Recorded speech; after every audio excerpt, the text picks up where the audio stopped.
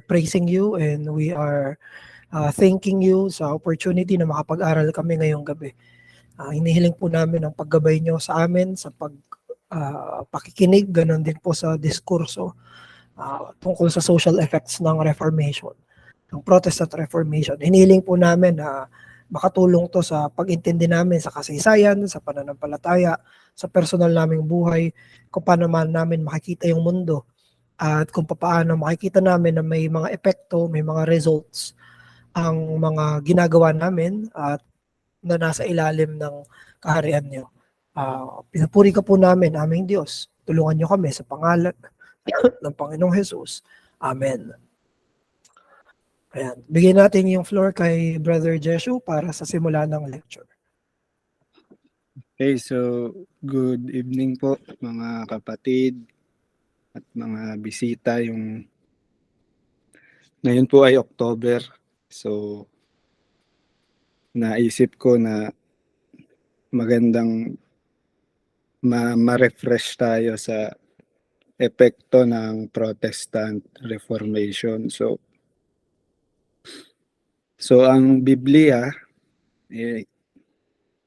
mensahe siya ng Diyos sa atin at pag naniniwala ang tao sa Biblia, may epekto ito sa kanya. So yun yung nakita natin sa kasaysayan. At hindi lang ito may epekto sa individual, may epekto rin to sa society. Kaya yung topic na social effects, mas nakapokus ito sa epekto ng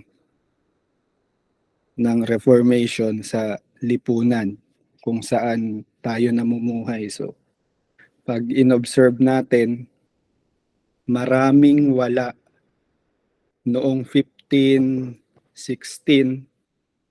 or 1517 pababa. Maraming wala noon na meron na ngayon. At makikita natin bakit.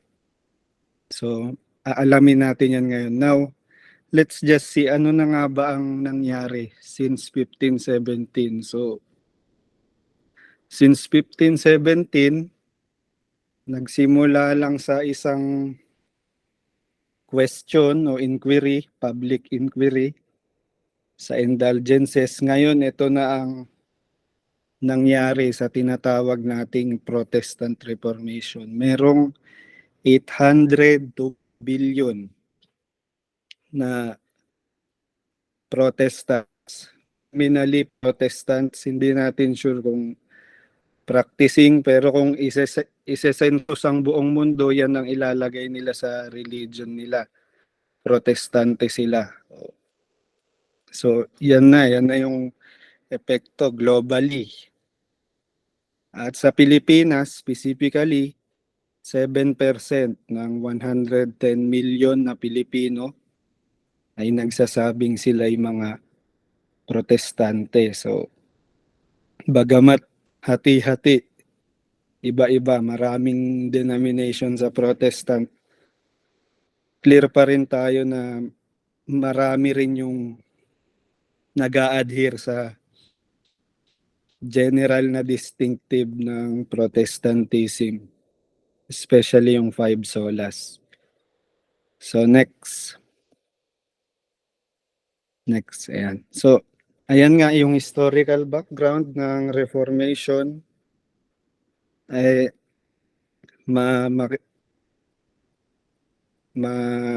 Ma-trace natin ito sa October 31, 1517. Actually, hindi ito yung unang thesis ni Martin Luther. Meron na siyang mga nauna na mga pinapako niya sa pintuan ng simbahan. Pero ito yung nag-boom, yung thesis niya against the indulgences, sa pagbebenta ng indulgence. Una, dahil strategic yung panahon, ba't niya pinako yan? Pinako niya bago yung All Saints Day. All Saints Day or I know, All Souls Day. Bago yung All Souls Day, ay hindi, All Saints Day talaga pala. November 1, All Saints Day. Bago yun, ano yun festival, napakatinding festival sa Catholic. Maraming magsisimba, so mababasa talaga yan. Pangalawa, yung issue na nire-raise niya, very controversial talaga. Apektado yung financial management ng mga normal na Katoliko. So, biruin mo yan na kakaunti yung sinasahod mo tapos may magtuturo na kailangan mo magbigay ng pera para sa kaligtasan ng mga kamag-anak mo. Tapos may question dun sa practice na yun. Edi may epekto yun sa'yo bilang may pakialam din naman sa kung saan napupunta yung pondo. Actually, normally, na bumabagsak ang mga institusyon o point of controversy talaga yan, yung pera. So, yung ginawa ni Luther, strategic siya, yung panahon, tamang panahon, yung issue, patok din, controversial din. Ang isa pa, meron ng printing press. So, yung thesis niya, na-print yun na kinopya tapos widely distributed. So, naging issue talaga siya. Hindi siya natulad dun sa mga una niyang thesis na either walang pumansin o kaya naman konti lang yung nakapansin. So, ganun yung nangyari.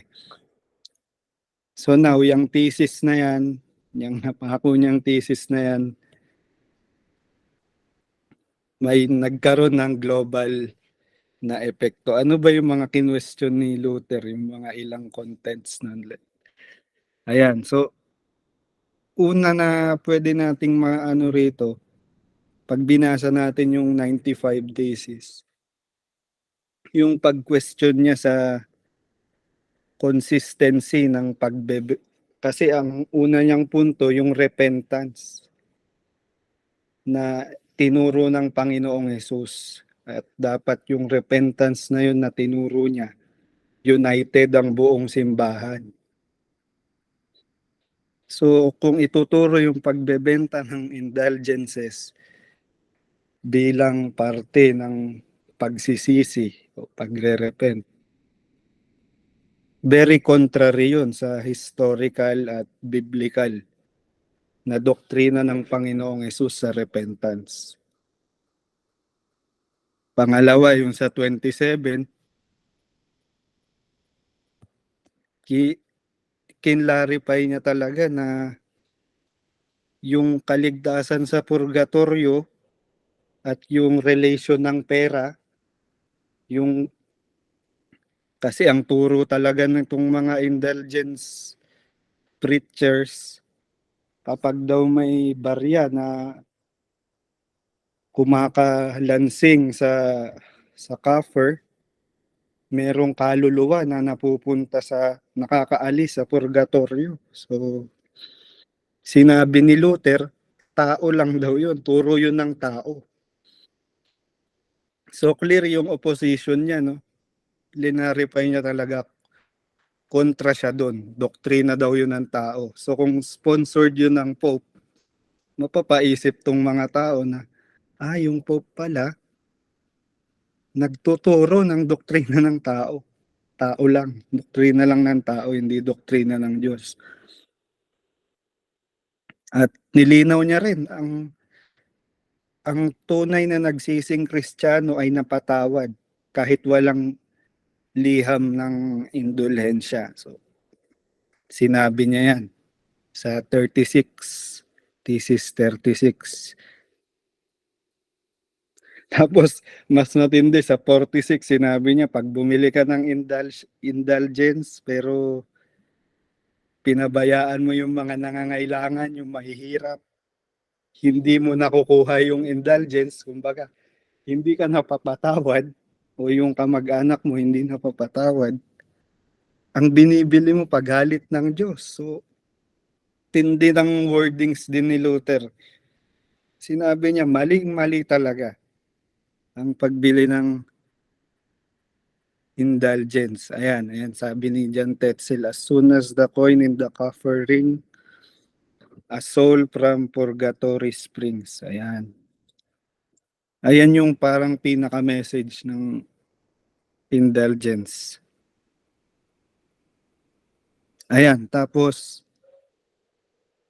ayan, walang kwenta ang pagtitiwala sa indulgence. Kahit pa sabihin ng Pope na secure yung soul ng bumili ng indulgence.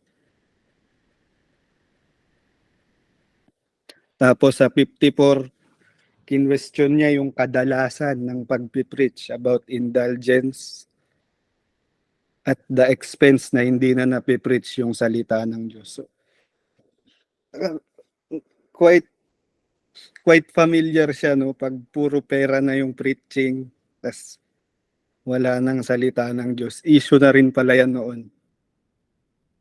And sa 82, ito yung nakikita ko talagang pinakamatinding argumento niya. Kung kaya palang alisin ng Pope yung mga kaluluwa ng bumibili ng indulgence sa purgatorio, ang tanong ni Luther sa thesis niya, bakit hindi lahat? Bakit di niya nalang lahatin? Kaya niya pala eh. Kaya niya pala maalis lahat ng kaluluwa sa purgatorio. Ba't di niya lahatin? Tapos, yung pinakahuling thesis, the sale of indulgence is a false security of peace. So, pinaka-kinunclude niya, kahit may indulgence ka pa, kung wala kang tunay na faith, tunay na repentance, tunay na Christianity, magbibigay yun sa'yo ng peace, pero hindi naman pala. So, pag binasa nyo yung buo niyang thesis, makikita nyo, pinag-aralan talaga. Tapos mapapaisip talaga yung mga tao. So, ayun yung contents nitong 95 thesis na to. At pag tinignan mo yung normal na tao pagdating sa mga issue ng korupsyon, hindi lang sa simbahan kundi sa gobyerno, na-adapt din talaga ng mga tao tong mga prinsipyo na nilatag ni Martin Luther. May epekto rin talaga to kung paano naging mas malaya mag-isip yung mga tao. So now, we will go directly sa mga naging epekto nito na hindi naman din goal ni Luther, pero wala eh. Necessary consequence nitong mga naging reforma na sinulong. So, sa pagpako ng thesis, naging malinaw na ang bawat tao, kahit under sila ng seemingly infallible na authority na tao, tulad ng Pope, naging malinaw na pwedeng magtanong. So ito yung free inquiry. Ito yung right. May karapatan ang bawat tao na magtanong. Magtanong sa sino mang otoridad.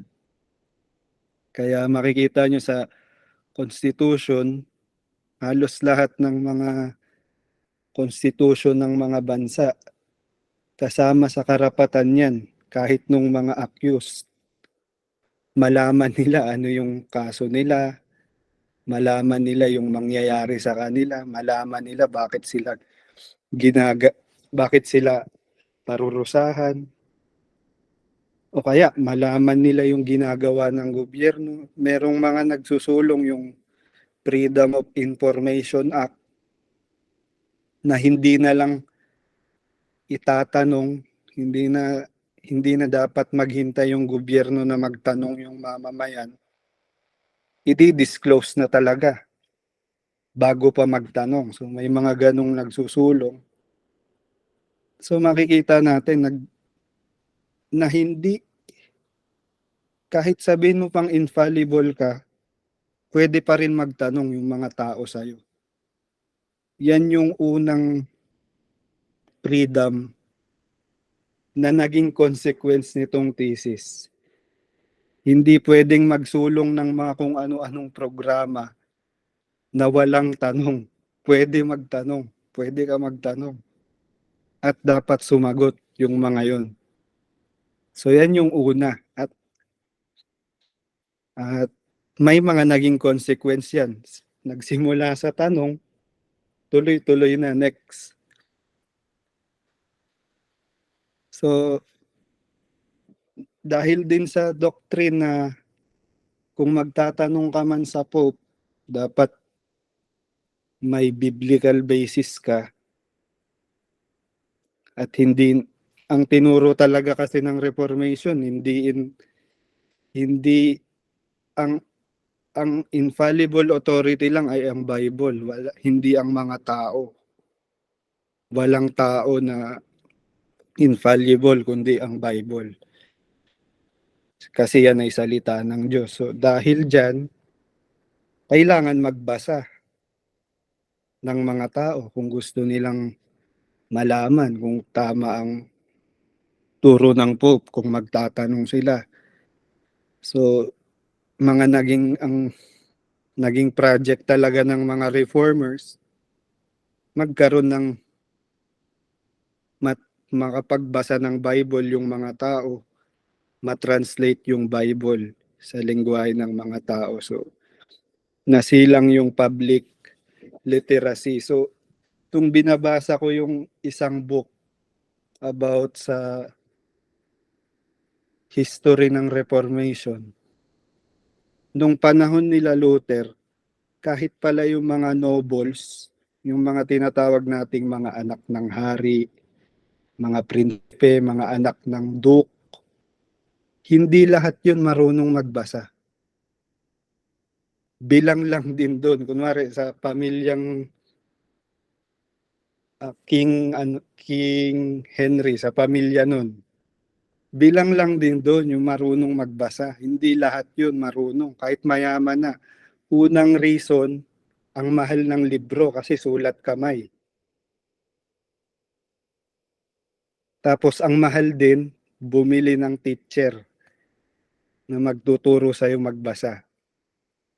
So yun yung panahon before Reformation. So meron lang grupo ng mga tao na marunong magbasa at magsulat.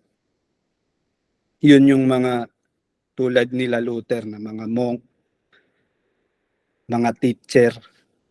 Sila yung marunong. Tapos yung mga hari, pag ikaw na talaga yung next in line sa trono, priority na yan, matuto ka. Matuto ka magbasa. Pero hindi lahat. Kahit sa nobles. So kung sa nobles, ang hirap pala magbasa o magsulat. Paano pa yung mga normal? So ang naging epekto nito, dahil rin meron ng printing press, mas madali ng makapag-usap about sa mga publication, natuto ang mga tao magbasa. Kaya bilang na lang sa mundo natin, sa panahon natin ngayon, bilang yung hindi marunong magbasa. Lahat marunong na, majority. Yung mga unreached na lang ng tinatawag na sibilisasyon. So dahil may public literacy, nabuo rin yung publication as a new industry. So kung may libro ka, dati bilang yung mga tao, na may libro. Ngayon halos lahat may libro. Halos lahat may material na pwedeng basahin. Next. So ayan. Naging nabuo rin yung tinatawag nating nationalism. So dati ang sikat na para maging malakas ang isang tinatawag na kaharian, dapat meron siyang tinatawag na empire. So imperialistic yung basehan para malakas. Tulad ng Roman Empire, yung British Empire, mga empire. So imperialism. Ngayon, nagkaroon ng sense ng nationhood, kumbaga mga bansa-bansa, dahil din sa Reformation. Nagsimula yung thesis sa Germany. So, dati hindi pa Germany ang tawag dyan eh. Tapos, para mas maging yung sense ng nationalism nitong mga German people, nung nakikita nilang may Roman na gustong isubdue si Luther, hindi pumapabor yung mga tao. Sabi nila, German money for the German church. So yung, ba't nga naman kukunin ng Roman Catholic Empire yung pera ng mga Germans para pondohan yung Roman Roman Church, Roman Chapel. So tong prinsipyo na to silang ito sa sense of nationhood, mga bansa-bansa. At ang view kasi ng nationalism, mas magpo-flourish ang mundo kung yung mga independent na bansa ay kayang i-govern yung sarili nila, free from external influence. Example, tong Germany. Nagkaroon sila ng sari-sarili nilang mga ambag sa lipunan, sa world economy as Germans. Hindi nung panahon na under sila ng mga Romano. Tung British, under din yan ng Roman Empire noon. Pero dahil nga sa Reformation, nabuo yung United Kingdom as a separate nation. At itong Dutch na under ng Spanish Empire, naging sarili rin silang bansa dahil sa Reformation. At itong mga bansang to, mga Protestant yan, Germany, UK, Netherlands, tas tong US na naisilang siya after ng revolution sa UK. Protestant din. Imagine kung imperialist pa rin ang dominant na sistema sa buong mundo. Imagine nyo yan. Ano yung mga wala pa noon na meron na ngayon na magiging wala pa rin. Itong mga bansang to, iba-iba ang mga naimbento nito na nagagamit na natin ngayon.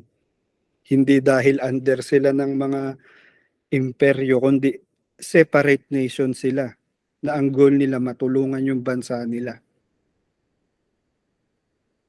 So independent nations were able to govern itself and help the global institution. So mas natulungan yung buong mundo nung mas naging independent yung mga bansa na hindi sila under ng kung sino-sinong empire. Niisip ko pa lang talaga eh. Kunwari, mawala yung US, hindi to maimbento. Ang daming wala pa rin ngayon. Yung light bulb sa US na yan na-discover.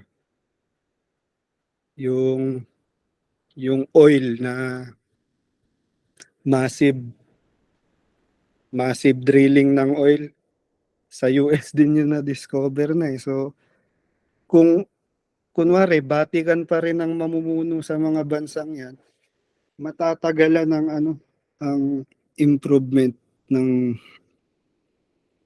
ng globo. So, next na siguro kung may mga tanong na lang.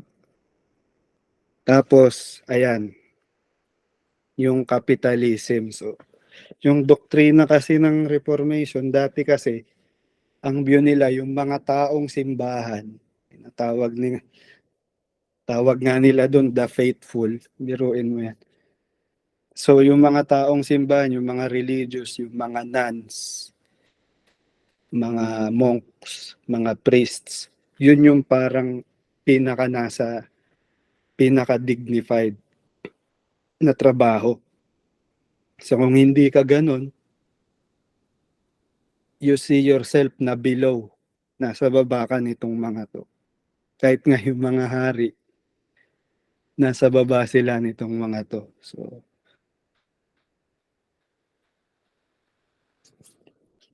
pero dahil sa priesthood of all believers na na-recover sa Reformation,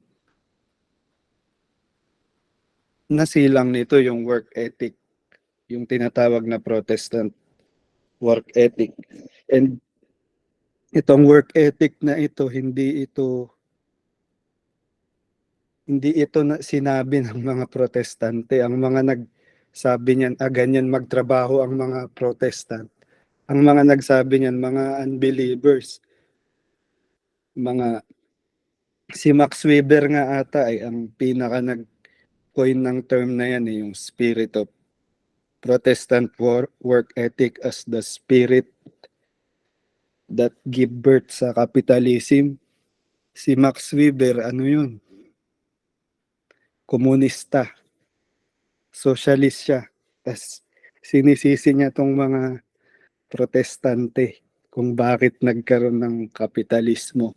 Yan yung nag-dominate sa buong mundo. Kasi dahil sa priesthood of all believers, ang tinuturo kasi nito, kung ano yung bukasyon mo, pari ka doon, tinawag ka doon, vocation, called ka doon sa trabaho na mayroon ka. So kung ikaw teacher, military service member, pastor, nanay, hari, engineer, magsasaka, o kung ano man, estudyante, kung ano ka ngayon, tinawag ka ng Diyos dyan. At dapat mo siyang purihin sa kung saan ka niya tinawag. So dapat kang magsipag. Maging excellent ka sa ginagawa mo. Kasi pagsamba mo sa Diyos yun eh. Magiging excellent ka. Tapos, dahil yung pera mo yung pera na bigay sa'yo galing sa Diyos, dapat maging wise steward ka, ise-save mo, magiging frugal ka, magiging matalino ka sa paggastos ng pera. Tapos honest ka rin sa trabaho mo. Sa French nga, naging naging motto na nila yung tinatawag na as honest as Huguenot. Yung mga Huguenot, yun yung mga French na protestante. Ganun, pag honest ka, ganun yung tawag kinumpir na sa mga Huguenot. Kasi sa transaction, sa trabaho, honest talaga sila. Tapos disiplina. So yung mga yan, i-combine mo yan, productivity talaga ang mapoproduce niyan. Magkakaroon talaga ng growth. So, kaya pag pinansin natin yung mga bansa na dominant ang Protestantism, kung hindi man dominant ay dahil nasakop sila ng mga Protestant na bansa, mas growing sila. mas vibrant sila. Kaya nga sa Southeast Asia, tignan nyo yung mga bansa na British colonies, Indonesia, Singapore, Malaysia, mas mas mabilis yung mas mabilis na sila ngayon dahil yung work ethic ng mga nanakop sa kanila na-apply nila. Pero yung mga Catholic na bansa tulad sa atin, sa Pinas, mabagal. Kasi may ibang view talaga sila sa trabaho eh. Pag pari ka, tsaka ka mas okay. Ang ginawa ng Reformation, lahat kayo pare. Lahat kayo pare. So galingan nyo kung saan kayo. At yan, nabuo nga yung kapitalismo. So, hindi ko sinasabi na perpektong sistema tong kapitalismo, pero kung papipiliin tayo sa mga ino-offer ngayon na sistema, mas okay na talaga yung freedom. May freedom ka sa pipiliin mong trabaho, pipiliin mong bilhin. Mas okay na talaga to kaysa wala. Wala kang freedom. Sa next, ayan, democracy.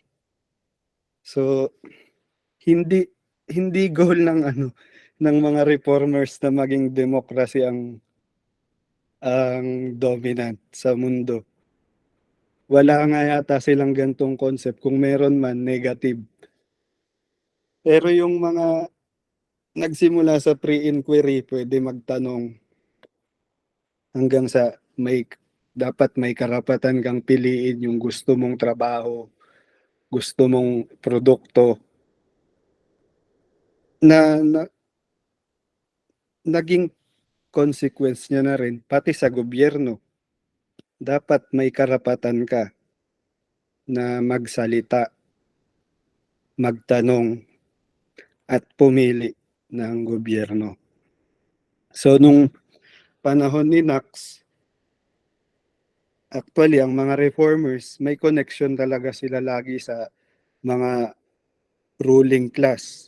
Gusto nilang makipag-usap. Kung gusto nilang masaway din, kung may kasalanan, nagsasalita sila. At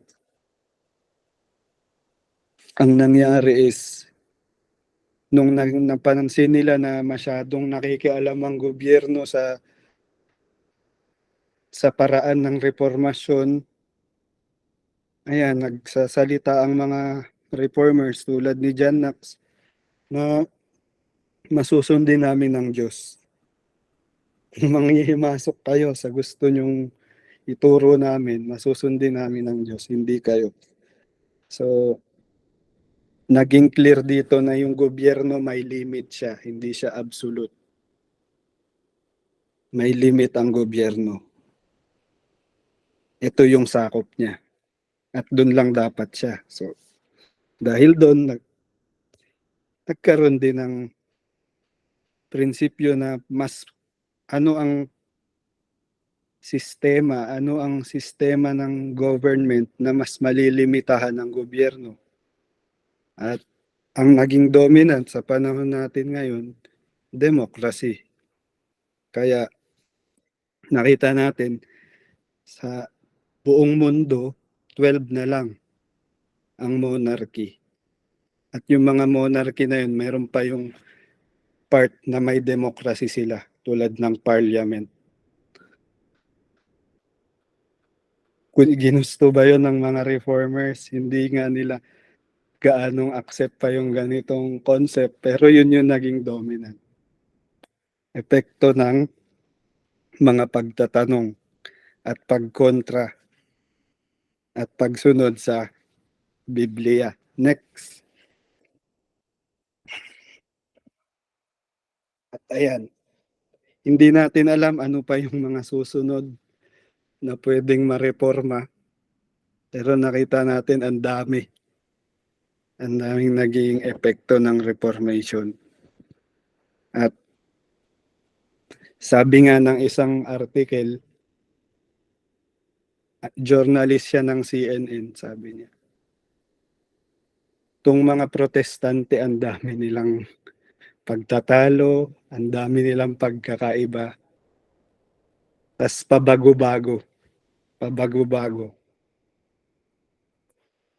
Isipin mo raw yan kung ilagay mo yung ganyang uri ng tao, grupo, ganyang uri ng grupo. Pag ilagay mo yan sa tabi ng isang politiko, kakabahan daw yung politiko. Kasi ang tindi ng epekto niya eh. Tindi ng epekto nitong mga protestante na ito. Maraming nabago dahil dito. Dahil naghahangad sila ng mas better. Hindi sila nakokontento sa mali. Never, pag alam nilang mali, pag kontra sa konsensya nila, hindi sila makokontento doon. Aasamin nila yung tama. Aasamin nila yung sakto. Aasamin nila yung tinuturo ng salita ng Diyos. So, unending yung pursuit nila sa Reformation. So, tong prinsipyong ito ng Semper Reformanda, Secundum Verborum Dei. So, being reformed according to the Word of God. Tong pursuit na ito na nasa puso na natin, na naging karakter na natin, nagdulot ng napakagandang epekto. Hindi rin naman tayo bulag sa mga naging masamang epekto ng mga hindi na na-restrained na freedom kasi parte yun ng kasalanan. Kahit sa Protestantism, makikita natin yung kasalanan. Pero pag susumahin natin yun, itong mga pagbabagong ito dahil sa pursuit nila na sumunod sa Diyos, sumunod sa salita. Pursuit nila na yung church na ginawa ni Kristo, dapat sumunod sa Diyos. Ako na ginawa ng Panginoon, dapat ako sumunod sa salita ng Diyos. Yung pamilya ko na galing sa Diyos, dapat sumunod kami sa Diyos. Yung bansa ko na galing sa Diyos, dapat magreforma rin. Sumunod din sa salita ng Diyos. Dahil dyan sa pursuit na yan, ang daming pagbabago na nangyari. So next. So ayan, hanggat hindi natin nakakamit, hanggat di natin nakakamit yung complete na transformation ng ating mga katawan, puso, kaluluwa, sang-ayon sa salita, patuloy tayong magbabago. Patuloy tayong magre-reforma. We will keep on reforming according to the Word of God. Pero ang maganda rito, ang papuri pa rin yung sa dulo ng, dahil nga nagsimula siya sa salita, sola scriptura. Ang papuri niyan hindi dun sa mga sumunod. Purihin kayo kasi sumunod kayo sa Bible. Hindi. Ang naging dulo pa rin nun, soli Deo Gloria. Purihin ang Diyos. Siya lang ang purihin. So, sabi ni Luther, lastly, to conclude, sabi ni Luther, nung tinignan niya yung epekto ng reformasyon, hindi pa niya nakikita yung iba, pero nakita niya na yung ilang epekto. Sabi niya, I simply taught, preached, and wrote God's word. Otherwise, I did nothing. And while I slept or drank Wittenberg beer, ayan, sabi niya, natutulog lang siya at umiinom ng ala kasama yung mga tropa niya. Nagulat na lang siya pinahina ng salita yung kapangyarihan ng papacy. At kahit yung mga prince or emperor hindi nagawa yun. So sino gumawa nun? Sabi sabi niya, I did nothing. The word did everything. So, totoo. Itong mga virtues na nakita natin, yung mga prinsipyo na nakita natin, hindi siya galing sa tao talaga eh, pag inisip mo. Kaya ba yung isipin ng tao? Kaya bang imbentuhin yun ng normal na nilalang? Tapos, chained pa sila ng darkness, affected ng sin. Mapapaisip ka sa, hindi eh. Diyos talaga. May nagbasa ng Bible, inaral niya yung Bible, tinuro niya yung Bible. Yun. Tapos ginawa ng salita lahat. So, he did nothing, the word did everything. And, ayan, solid Deo Gloria, purihin ng Diyos. Ang Diyos lang ang papurihan. Yun lamang po.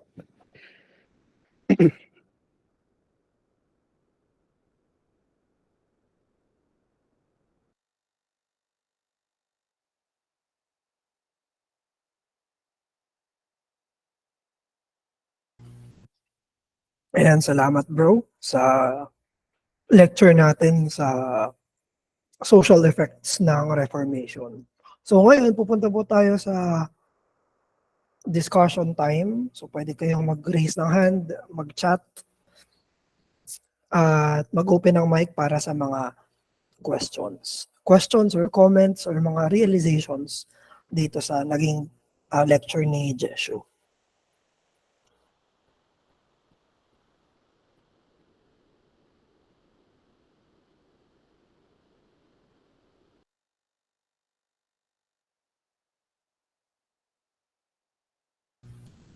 Sige, bago tayo habang nag-iisip pa ng mga questions, so pwede rin na pa-open ng camera natin, tapos mag-picture muna tayo, tapos saka tayo didiretso sa lecture. Sige po, pa-open po ng mga camera sa mga available. Ayan. Aba, Jero, bakit ka nandito? Nagbabiyahe ka pa, nakamotor ka pa. Jero, i-park mo muna. Grabe to na.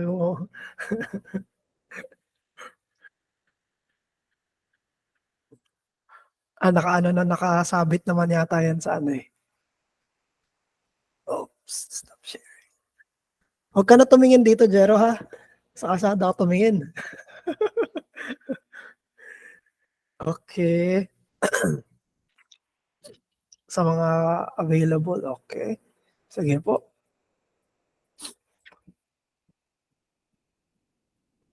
Ayan, sige. 1, 2, 3. Okay. Isa pa. 1, 2, 3. Okay. Ayan, salamat po. Diretso tayo ulit sa discussion time natin. So sa mga may question, pwede kayong mag-raise ng hand o kaya mag-chat. Babasahin natin.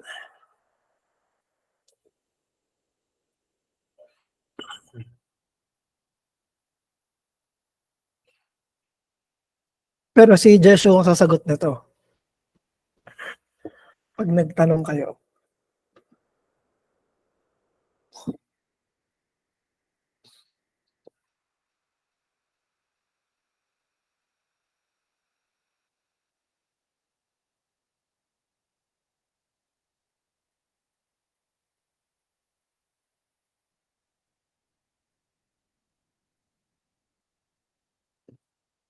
Pwede rin yung ilagay sa chat or mag-open ng microphone.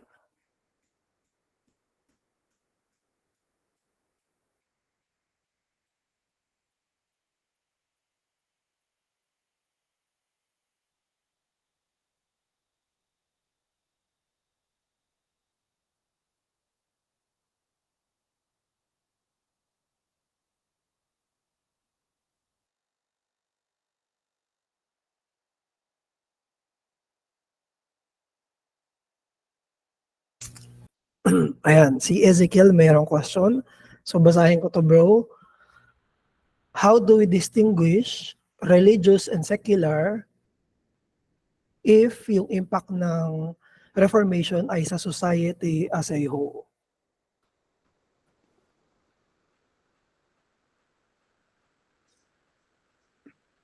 Wow. So, ah, admit ko po hindi ako gaanong aral pa sa ganito, pero ang view ko, ang personal na tingin ko rito, yung distinction ng religious and secular, mas mas galing to sa mga hindi talaga Christian. Kumbaga inihiwalay nila yung religion sa hindi religion. So ang view ko kasi lahat ng bagay may ano siya eh, may may hato lang Diyos eh sa lahat ng ginagawa natin eh. So kunwari yung trabaho mo, it's either para sa Diyos yun o para hindi sa Diyos. So hindi ko clear talaga kung ano yun. So ang tunay na doktrina may epekto siya talaga sa lahat. Ganon din yung maling doktrina. So siguro ang distinction talaga dapat good or evil, hindi religious or secular. Hindi ko sure. Pwedeng sumagot yung iba. Pwedeng sumagot yung iba. And thank you, bro. Baka may follow-up ka doon, bro, Ezekiel, sa naging answer ni Jesho. If ito yung magiging line of discussion natin, pwede rin magdagdag ng comments yung ibang mga brethren. Follow-up doon, bro.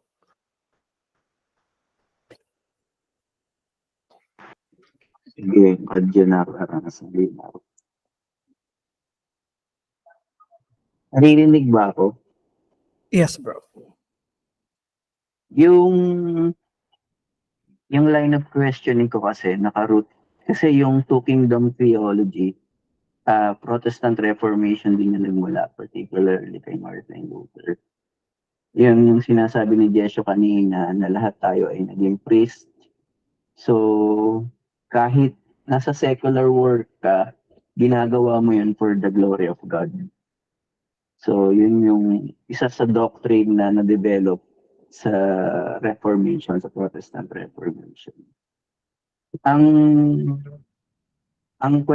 behind doon sa question na yun na kung mayroong separation yung religious and secular, if meron nga, to which I believe meron naman, ay makikita dito sa base doon sa line ng discussion, ang ganda ng line ng discussion, na yung good ng society ay hindi natural.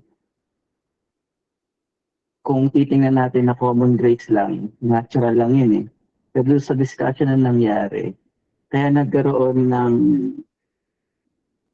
reformation sa whole society is dahil na i-preach yung gospel. Yun yung question ko doon.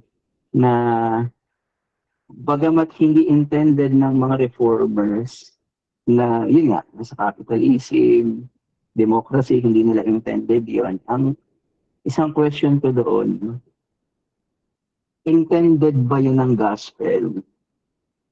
Hindi lang for the salvation of the elect, but for the good of whole society na nangyari dito nga sa Reformation. Pwede ba natin i-affirm na hindi lang salvation ng mga elect ang ginagawa ng gospel, kundi para sa good ng whole society?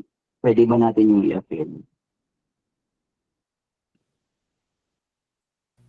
Ayan. So, bro, Jesho. Sa akin po, opo. Kasi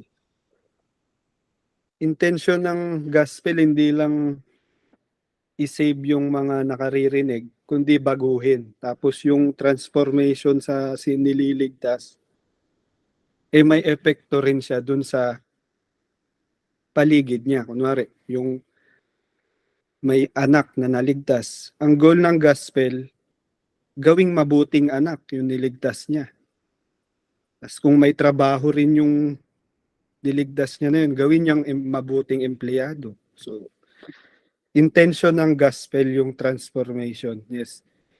Hindi parang nothing wrong to affirm that na ang goal ng gospel is to change, is also to change individuals and society as a whole. Kasi yun yung goal niya, payukuin yung mga tao sa salita, sa ebanghelyo.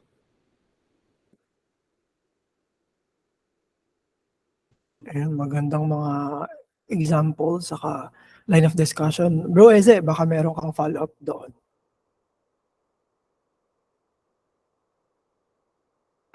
Thank you doon. I agree doon sa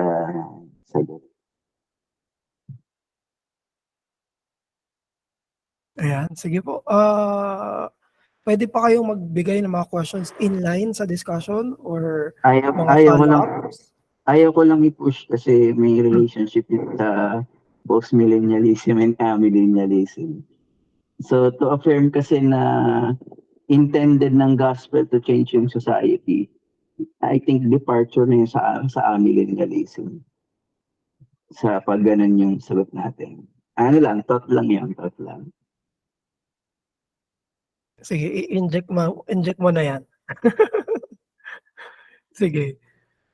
And other comments or questions?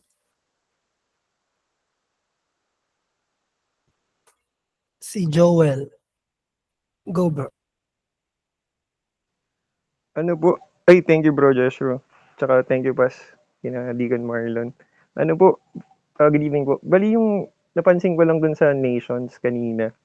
Kasi ngayon ko lang nalaman yan, nationalism. Parang ang galing lang. Kasi yung sinabi ng Panginoong Jesus na ano yun, all authority under heaven and earth has been given to me sa Matthew 28.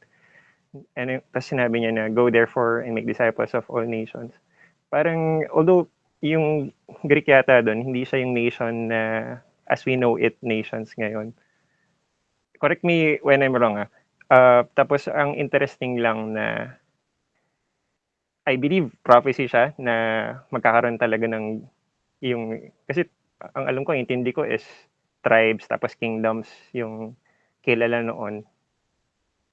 Or baka hindi ko lang gets yung language but somehow kung yung mga nationalism and mga nations is na-establish lang around Renaissance era or after Renaissance era. Kasi di ba puro imperialism yung mga from British, yung parang last na yung mga British Empire I believe nung Hong Kong, sa Hong Kong yata yan recently na tinurn over na pabalik sa China, parang ganon. I would say no. Although may effects pa rin yung American imperialism ngayon sa Pilipinas, parang ganon. Pero kumbaga parang interesting lang na when the Lord said na make disciples of all nations, I believe prophecy siya na magkakaroon ng different nations, which is in line naman na parang different tongues na noon na conjure nung sa Genesis chapter 6 yata yun, sa Tower of Babel. 7 yata. Ayun, yun lang po, comment lang. Tapos ano po, kung pwede lang pong bumalik dun sa discussion kanina about the gospel. May sense kasi na I mean dun sa effect nung Reformation sa society. Nag-agree ako dun na parang as Christians we should see it as good and evil. Kung Kristiyano tayo, ang business natin is whether I'm following the Lord or not. And kumbaga parang lahat spiritual in the sense na, di ba, in whatever we do, we work at it working for the Lord and not for men, or whether we eat or drink, we do it for the glory of God. Yung quote unquote secular is because they don't know God And I believe nagiging sila, recipient sila nung mga good things, because God is a good God. Even in our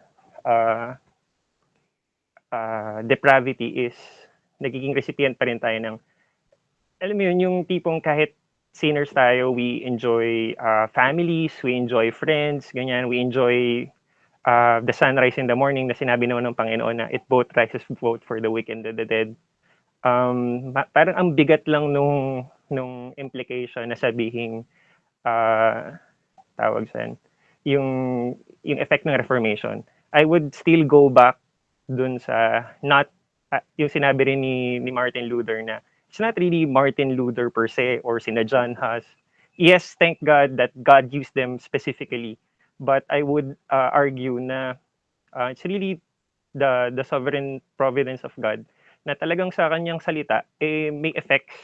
Parang nakukwento yata ni Brother Harvey yata rin yun minsan na parang ba't daw ganun yung mga ibang nations sa Europe na yung effect is economic prosperity daw sa mga nations because they were established in the Word of God. Although ano yun, up for debate siya, but somehow, not necessarily naman na because of the gospel, intention ng Panginoong Diyos na tawag dyan, democracy or parliamentary yung government, hindi naman ganun. But I believe, every good thing comes from the Father. So whether parliamentary yun, for that nation, I believe, ginamit yun ng Diyos para magkaroon ng ganong klaseng government, whether monarchy yan or republic. And ang end goal doon is the gospel, the kingdom of God. Mag-flourish yung mga churches. May persecution sa time nung early church. I'm arguing, hindi ko kabisado lahat no, yung historical church, but I would argue na yung persecution na experience nung early church sa early 100 years is design ni God in the same way na yung nangyari din until today, na nangyayari pa rin hanggang ngayon, is still for the glory of God. Hindi natin maintindihan, kasi madaling mag-pinpoint na, ito, nag-flourish to. Marami tayong unheard din na persecutions and unheard din na flourishing, I believe, na parang we can trust God na because God is sovereign in control, nangyayari yung paglaganap ng gospel as He said He would dun sa Matthew chapter 28. Sorry, ang layo ng mga titanong ko, but somehow yun yung conclusion. Ayun po, salamat po. Ayan, salamat sa input at sa comment, Joel. Ayan, other questions para kay Jeshu? Questions or comments or mga insights, realizations?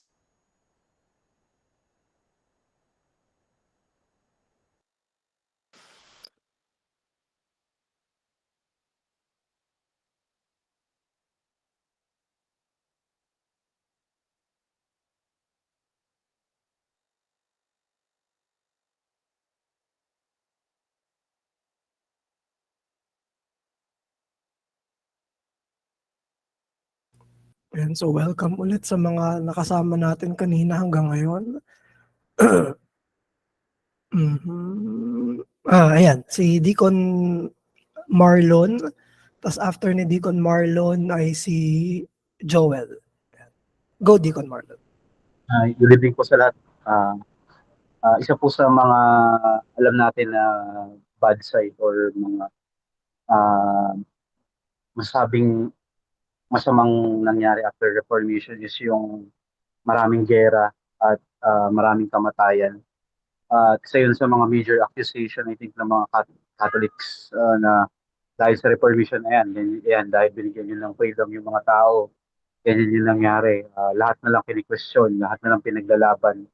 How do we answer that kind of yun yung mga ganong klase ng accusation, and as Christians paano natin titignan yung mga ganong klaseng yun yung masamang naging epekto ng Reformation, really bad or evil in some sense? Ayun, maganda yung tanong ni Deacon Marlon. Sa akin, ang view ko doon, hindi talaga, hindi pa lahat ng good pwedeng ma-abuse.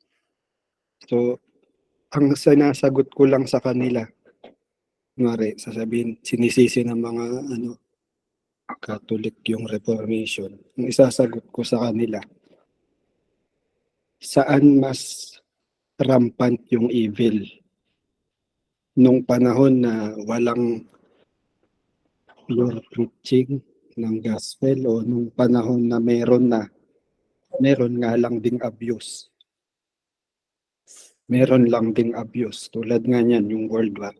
Kahit yung communism, pwede natin sabihin, galing din siya sa reformasyon. Kasi si Karl Marx, anak yan ng pastor na hindi ko alam kung reform, basta protestant. Anak yan ng pastor. So, maraming mga mga produkto rin na negative. Ang sagot lang, mas okay na available na yung gospel sa lahat kaysa dati na wala. Dati na limitado lahat. Sobrang mahirap na isisi lahat sa reformasyon. Mahirap din naman na discredit yung reformation dahil lang may mga na-abuse na epekto. Yun yung sagot ko. Yun yung sagot ko doon. Yun, salamat. Deacon Marlon, baka may follow-up ka dun sa answer ni Jesho. Pag ako yung mic ko. Pwede ba nating i-apply dito yung kagaya ng pangyayari doon sa sinabi sa Genesis na God meant it for good, but yung mga tao, evil talaga tayo, na evil yung mga ganitong mabubuting bagay. Yun nga. Kasi pag inisip natin, sige, sabihin natin lang, hindi lang talaga nangyari. Parang lang. So most likely, wala rin tayo, hindi tayo maging mananampalataya. Parang tayo isa mga beneficiarya ng biyaya. So parang, pwede ba nating i-answer na may ganong sense na God meant it for good, they meant it for evil? Parang ganun, bro.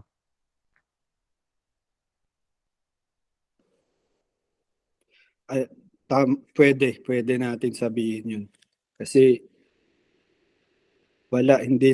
hindi mapipigilan yung mabuti na epekto ng gospel. Hindi rin natin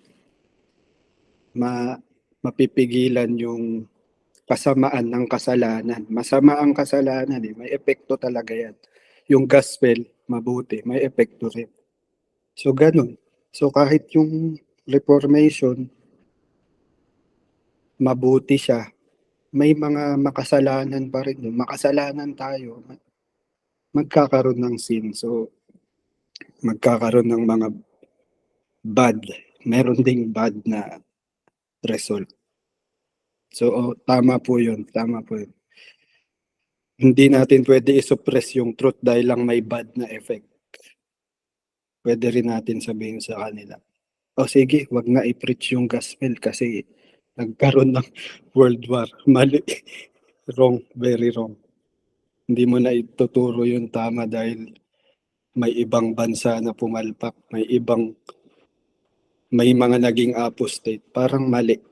Maling non-sequitur yung argument nila. Kung titignan, walang magandang connection.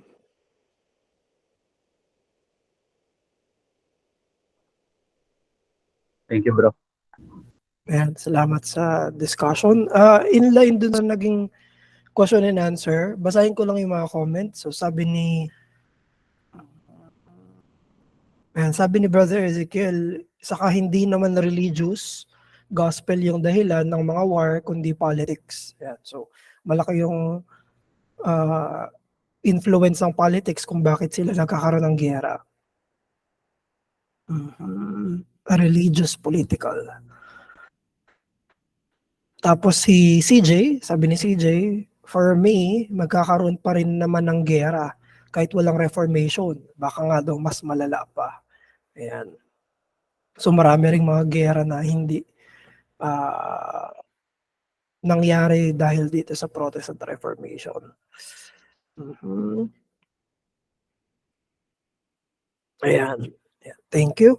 So, after si Deacon Marlon, si Joel yung magtatanong.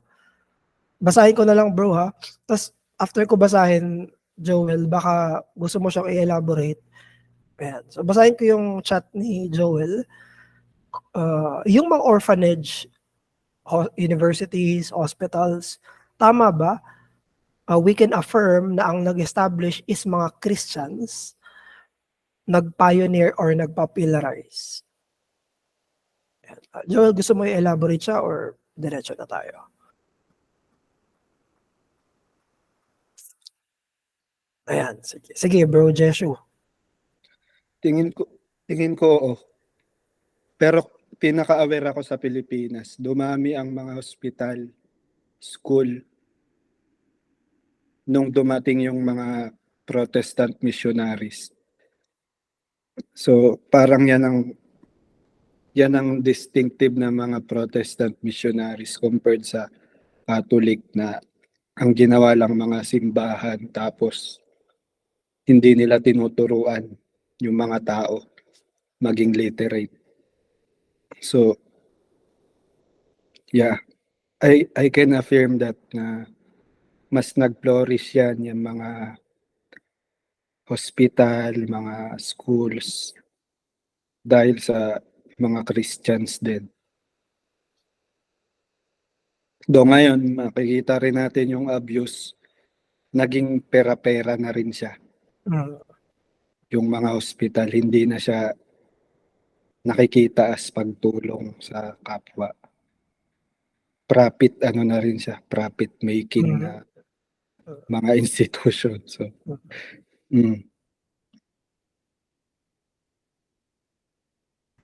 Non-profit pero profit. Ayan, sige po. Other questions in line dito sa mga pinag-uusapan natin? Social results or effects ng Protestant Reformation.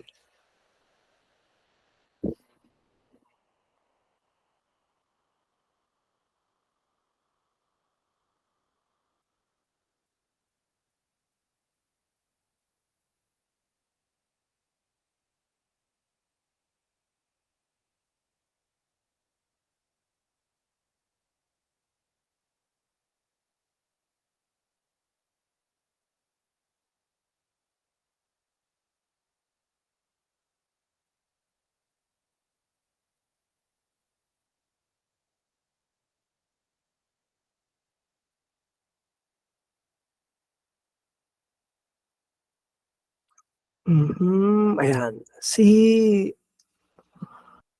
Gwen Mata. So basahin ko lang ang question niya. With all this information, how can this best be applied in my Christian life and in glorifying God? Ayan bro. So sa part ng application, sa part ng may sense na devotional na individual challenge niya. ayun, una, keep believing in the gospel. So keep growing in the gospel kasi yan yung nag-cause ng growth yung gospel. So cause siya ng growth sa mga individual, in-apply nila sa buhay nila, nagkaroon ng epekto sa lipunan. So yun yung una. Pangalawa, wag tayo lumayo sa society. Dapat part pa rin tayo, involved tayo kasi yan yung epekto ng binagong Kristiyano sa society. Pag involved siya, mas nakikita yung epekto. So, salt and light, kumbaga. Maging asin at ilaw tayo sa mundong ito. Yamang napakaliwanag ng gospel na nagligtas sa atin. Ayun, salamat. So very clear. Sabi ni Jesus is keep believing in the gospel and be involved sa mga nangyayari sa society. So, follow up doon, Gwen, baka may follow up ka sa question.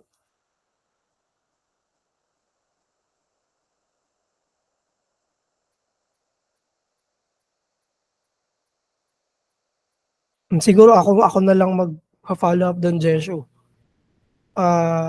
Regarding doon sa naging question ni Gwen, tapos sa naging answer mo. As Christians, medyo vague to hindi to specific, bro. So wala akong iniisip na specific scenarios.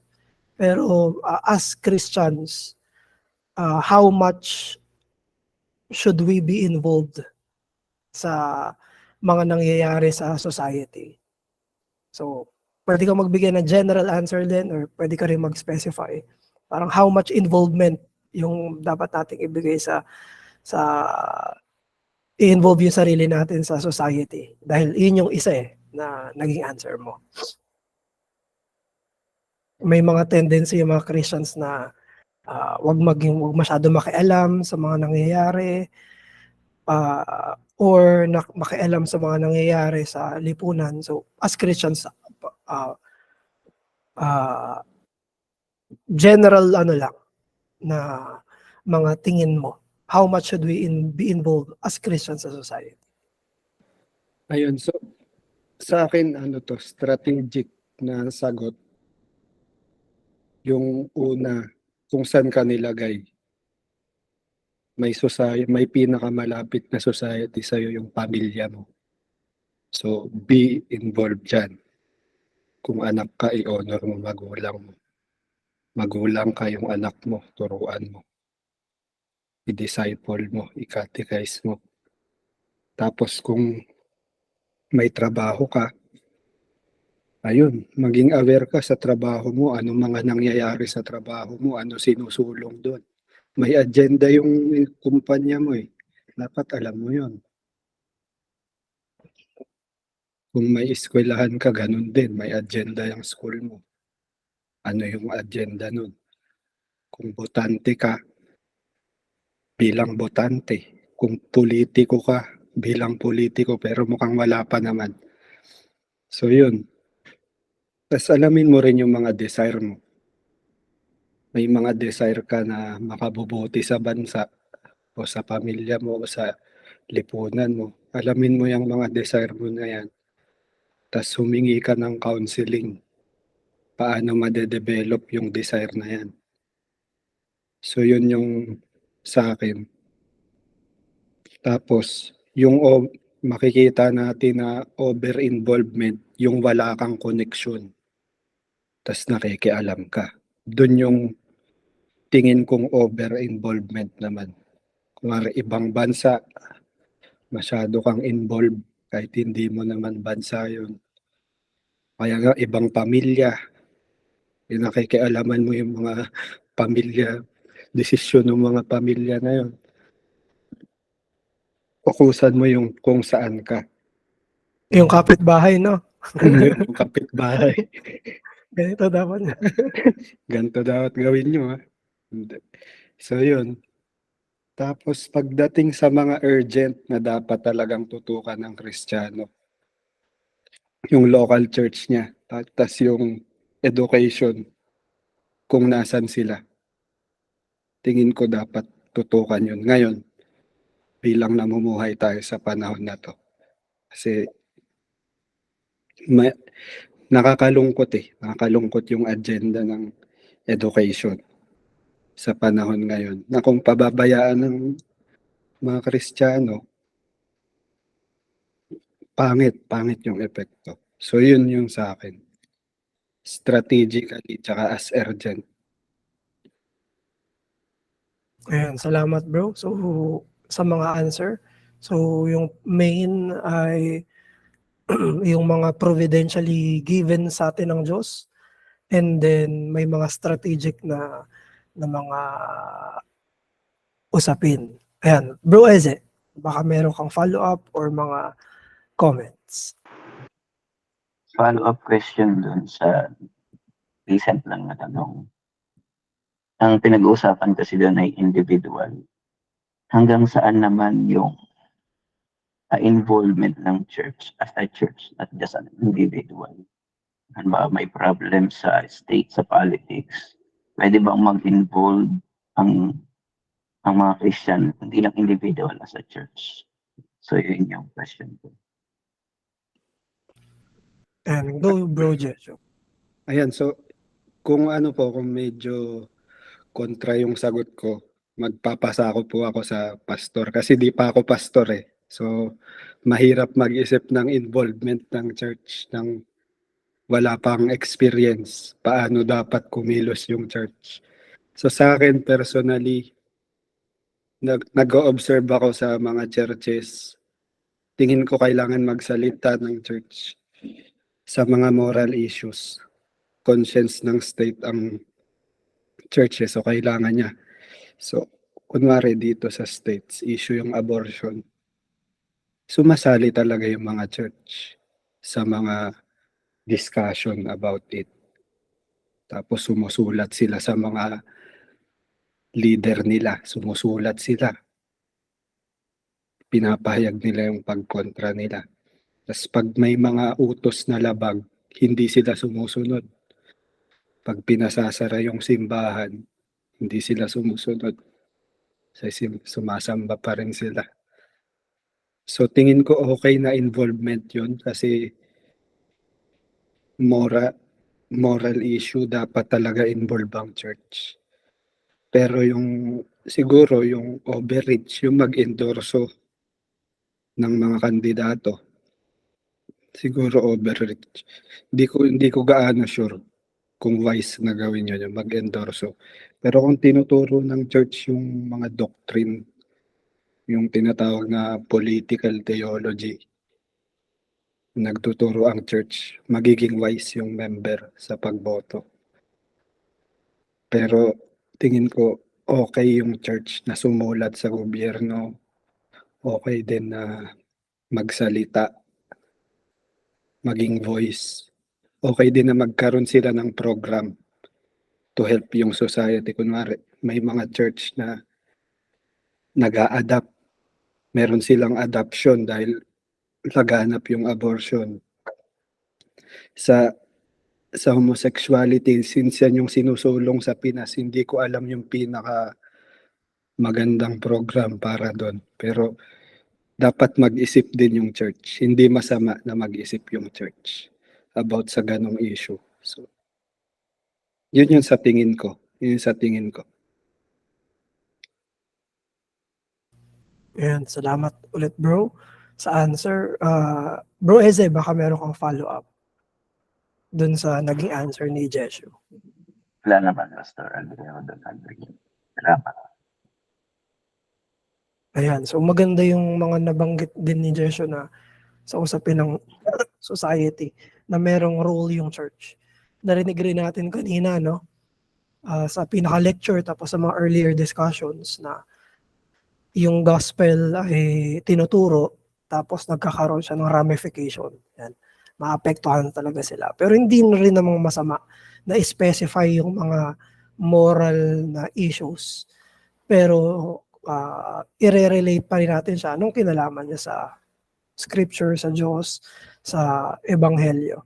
Para hindi rin naman makita yung church na merely sumasagot lang doon from a conservative point of view, but sa Christian point of view. Ayan. So, yan, mga abortion, mga moral issues. Pero yung sa magpapangalan sa church ng mga iboboto, I think hindi necessary yun.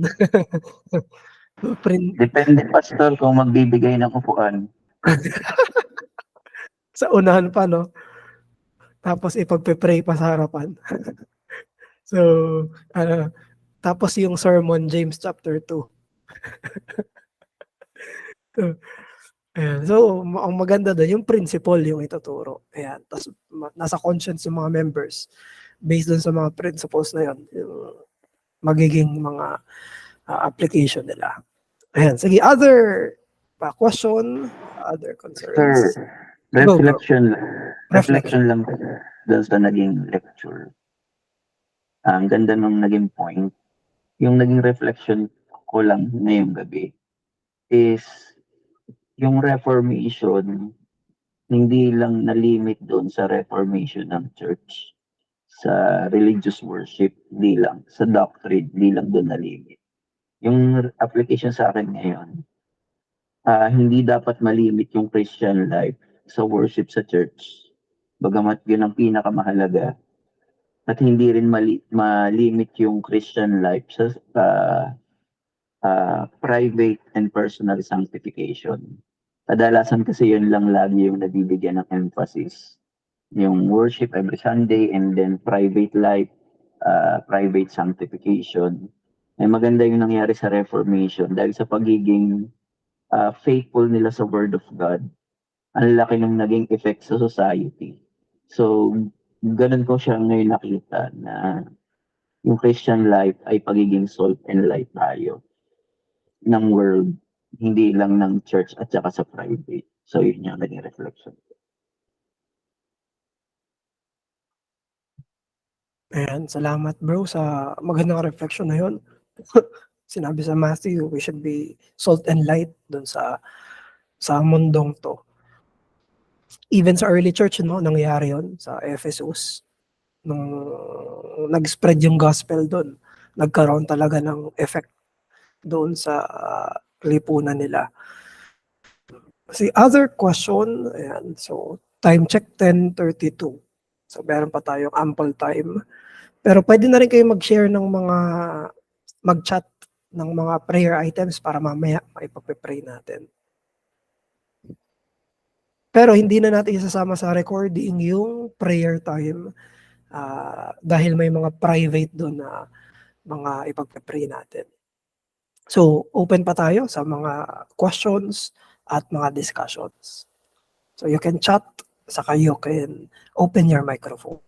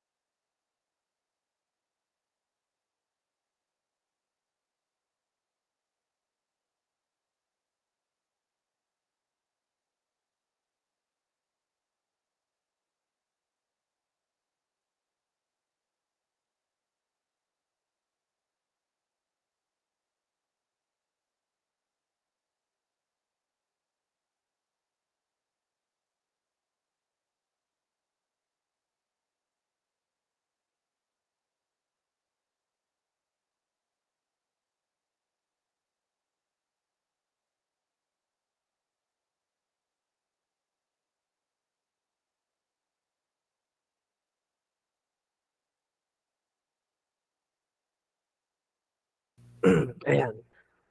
Basahin ko yung question ni CJ, Bro Jesho. Ang sabi ni CJ, question niya is, wait lang. Andito ba si Jesho? Ayan, okay. Akala ko nawala kayo.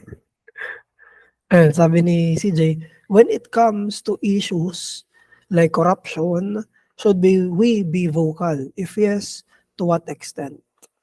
Ayan. Pero as individual Christians to, no, CJ? Tama ba? Bilang individual ng mga believers. Ayan. So, ayun, Jeshu.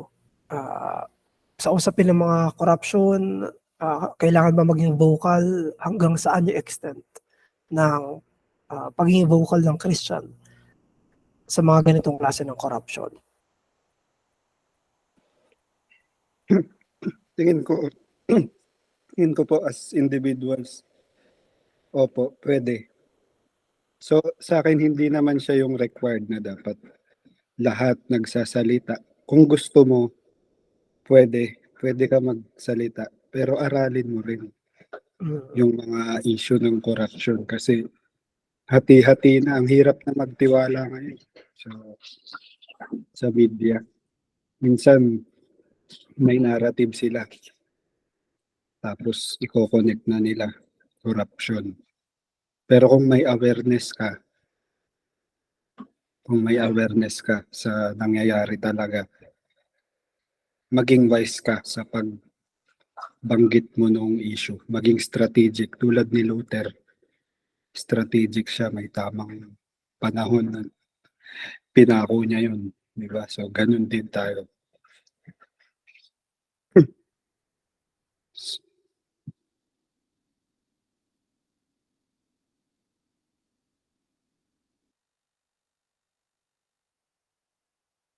Ayan, follow up dun, CJ. So, ang sabi ni Joshua is, yes, pwede tayo maging vocal doon, pero kailangan ay intelligent yung mag-intelligent yung pagsagot natin. Oops. Ayan. Follow up dun, CJ. Ayan. Before getting involved, dapat alam muna natin yung nangyari. Ayan. Kasi mahirap din yung mga dahil sa sobrang fast-paced ng information na nagsisirculate, sobrang taas ng tendency natin na magkaroon ng trial by publicity. Ayan. Tinatawag na trial by publicity. Kaya kailangan pag-isipan na rin, pag-aralan din bago tayo magsalita sa usapin na yan. Other question?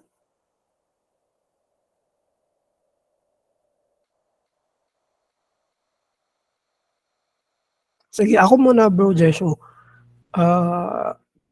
Doon sa isa sa mga naging social effects ng Protestant Reformation dito sa presentation, yung pinakauna is yung free inquiry. Ang nakalagay sa material natin, you can question the doctrines of the Pope. Tapos marami siyang naging mga ramifications.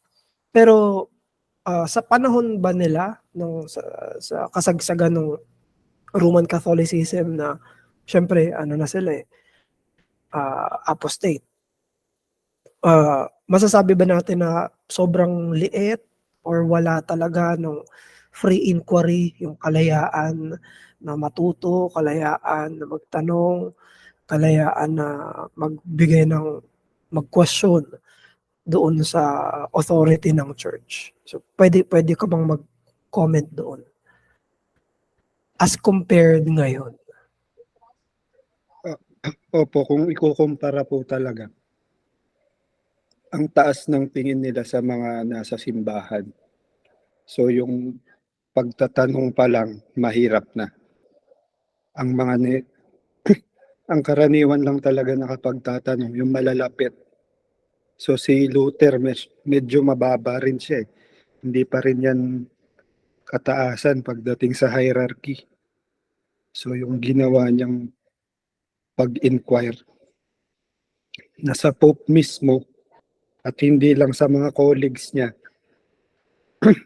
malaking yun, message yun sa mga normal na individual. Sa atin, ang epekto nga kahit sino na lang pwede. Diba? Pag may mga issue dito sa US, mas malala habang nagsasalita yung presidente, may nagsasalita na audience. Ganun nakalala. So, hindi naman tayo ganun na extreme. Pero yun yung epekto compared dati sa ngayon. So, dati pag otoridad, wala. Yung iba takot pa. Pag ginawa nila, baka mabitay sila. So, yung Yun nga yung meaning eh. Yun yung nangyari kay Luther. Pinrotektahan talaga siya. Kasi ang iniisip na ng mga tao, mamamatay to. Pag hindi to nag-recant, mamamatay to si Luther. So ganun yung kaisipan nila. Pero ngayon hindi na. Free ka na. Free to inquire. May mga cases pa rin na namamatay because of dissent. Pero hindi singlala dati.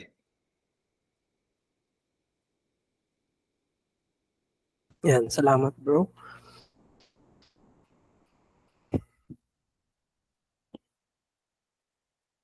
And si Joel,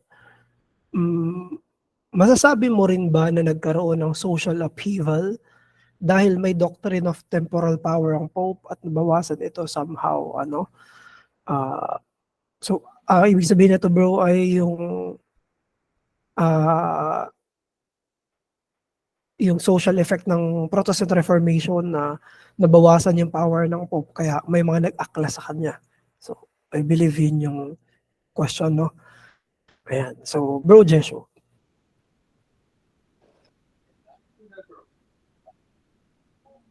Sa akin po, parang mas ma-relate natin siya sa democracy kasi nung panahon ng monarchy, uso talaga yung rebellion. Lalo na sa question ng heir ng throne.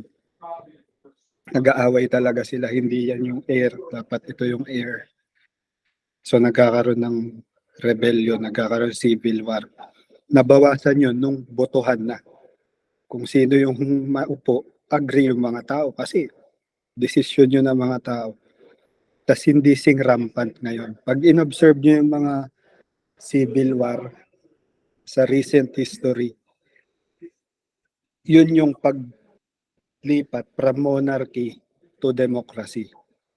Yun na yung mga huling civil war tulad ng French Revolution, tas yung American Revolution. Tong Philippine Revolution, hindi na, parang ganun din. So nung nagkaroon na ng tinatawag na consent ng mga tao sa umuupo, mas naiwasan, tas mas kaunti yung sumasali sa mga rebelde. Mas kaunti na kumpara ngayon. Kasi, ba't ka magre-rebelde? Binoto yan ng mga kapwa mo. Hindi lang ganalo, gano'n. So, malabo na siya. Nabawasan, kumbaga. Nabawasan.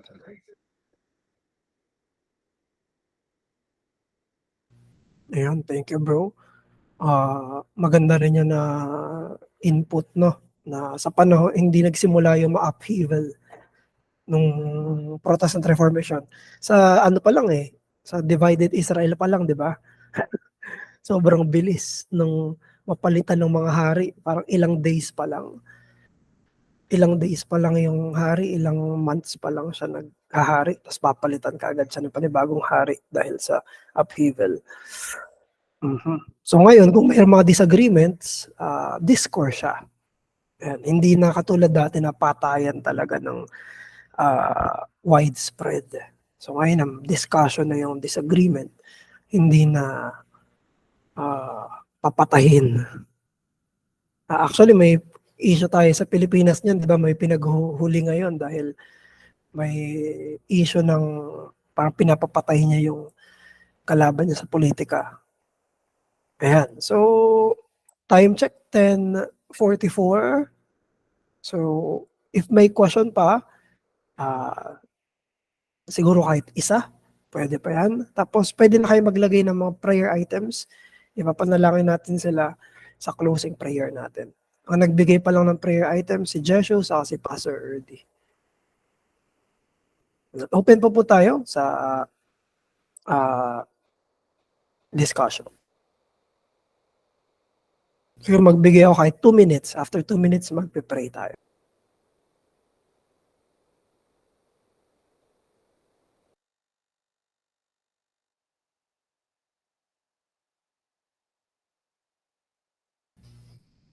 Ayan.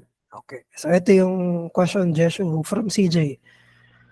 Sabi ni CJ, when I was first introduced to Reformation, sabi ng nag-share sa akin is kaya nagkaroon ng Reformation ay dahil may deformation.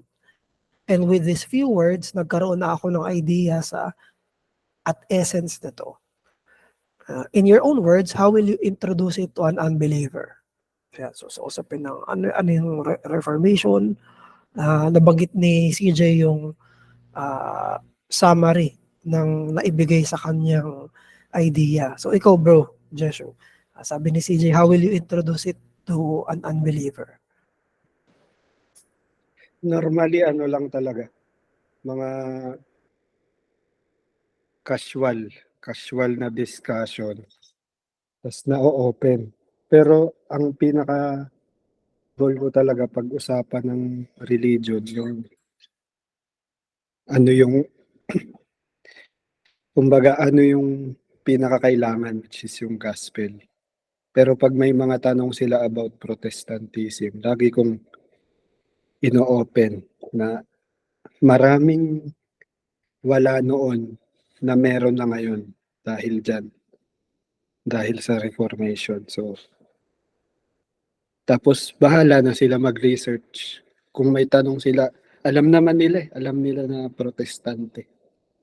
Protestante ako. So, yun yung so sa akin, walang clear na path to share about it. Maging open ka lang talaga. Maging open ka sa kung ano yung mga stand mo.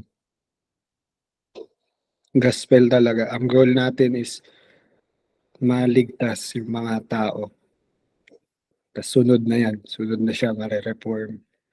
Tuloy-tuloy. So, sa atin, pinag-uusapan natin to kasi ano na tayo, aware na tayo sa kapangyarihan ng gospel. Pero pwede pa rin natin sila invite sa mga gantong discussion.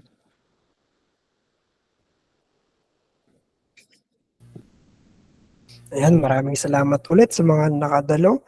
Salamat bro Jeshu sa pag-lecture at salamat sa mga kapatiran na ganoon din sa mga guests natin na nakasama sa discussion na to. So magsisimula po tayo ng prayer. Habang nagpe-pray tayo, pwede pa rin kayo magbigay ng mga additional prayer items. So yung mga napagbigay na, si Jeshu, si Pastor Erdy, si Maki, si Deacon Marlon. So ayan, salamat ulit sa Christ Unfold, Kalamon.